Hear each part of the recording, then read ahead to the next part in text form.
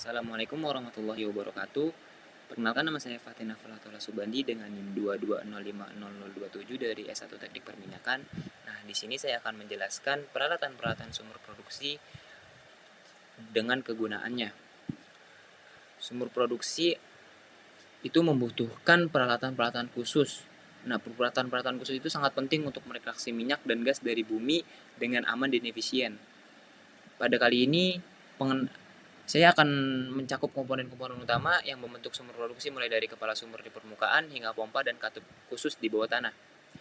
Yang pertama ada wellhead atau kepala sumur, kumpulan peralatan mekanis di bagian atas sumur yang mengontrol aliran minyak dan gas. Ini memberikan segel yang aman dan kedap tekanan di permukaan. Selanjutnya ada Christmas tree, yaitu kumpulan katup, gulungan, dan alat kelengkapan yang dipasang di bagian atas kepala sumur. Ini mengatur tekanan dan aliran sumur. Bersama-sama, kedua komponen ini mengatur laju produksi, memungkinkan akses untuk pemeliharaan dan memastikan keselamatan selama pengoperasian. Lalu ada tubing and casing, annulus and packer. Tubing adalah pipa terdalam yang mengangkut cairan yang dihasilkan dari reservoir ke permukaan. Casing adalah pipa terluar yang mengalir dari permukaan ke dalam reservoir, memberikan integritas struktural dan isolasi zona. Annulus, ruang antar tubing dan casing yang dapat digunakan untuk memantau kondisi sumur. Sedangkan packer, alat yang digunakan untuk menciptakan kondisi sealing atau pembatas, berfungsi untuk menyekat tubing and casing. Selanjutnya ada downhole pump. Yang pertama ada artificial lift. Pompa downhole memberikan gaya angkat buatan untuk membawa cairan ke permukaan ketika tekanan reservoir alami tidak mencukupi. Selanjutnya ada pompa submersible listrik atau ESP, adalah jenis pompa lubang bawah tanah yang paling umum, menggunakan motor listrik atau mesin listrik untuk menggerakkan pompa sentrifugal jauh di dalam sumur. Selanjutnya yang ketiga ada Sacred pump, menggunakan gerak bolak-balik yang disalurkan melalui batang untuk mengangkat cairan. Seringkali digunakan di sumur dangkal dan beraliran rendah. Maintenance, perawatan yang dipantau secara rutin sangat penting untuk menghasilkan pengoperasian pompa downhole. Selanjutnya ada flow control valves. Yang pertama ada gate valve, digunakan untuk memulai, menghentikan, atau mencekik aliran dengan menaikkan atau menurunkan gerbang ke jalur aliran. Lalu yang kedua ada valve valve, membuka dan menutup aliran dengan memutar bola yang berlubang di tengahnya.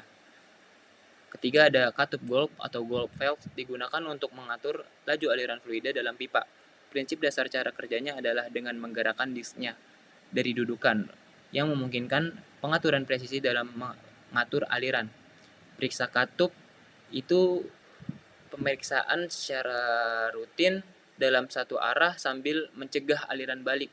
Pertahankan aliran searah agar tidak terjadi apa yang tidak diinginkan.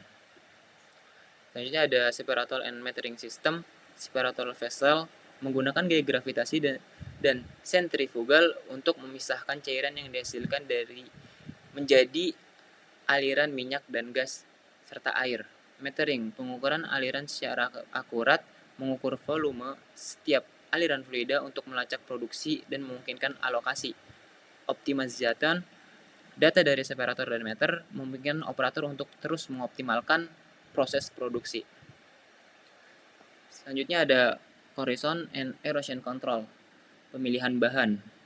Memilih bahan yang tepat untuk peralatan dapat membantu mengurangi masalah korosi dan erosi. Inhibitor dan pelapis. Inhibitor kimia, lapisan dan lapisan pelindung dapat diterapkan untuk mencegah degradasi lebih lanjut. Pemantauan dan pemeliharaan. Inspeksi rutin dan pemeliharaan proaktif sangat penting untuk mengidentifikasi dan mengatasi masalah sejak dini. Optimalisasi proses, menyesuaikan parameter pengoperasian dapat mengurangi laju korosi dan erosi seiring waktu. Ya, mungkin ini saja dari saya. Kurangnya mohon maaf. Jika ada salah kata juga mohon maaf. Wassalamualaikum warahmatullahi wabarakatuh.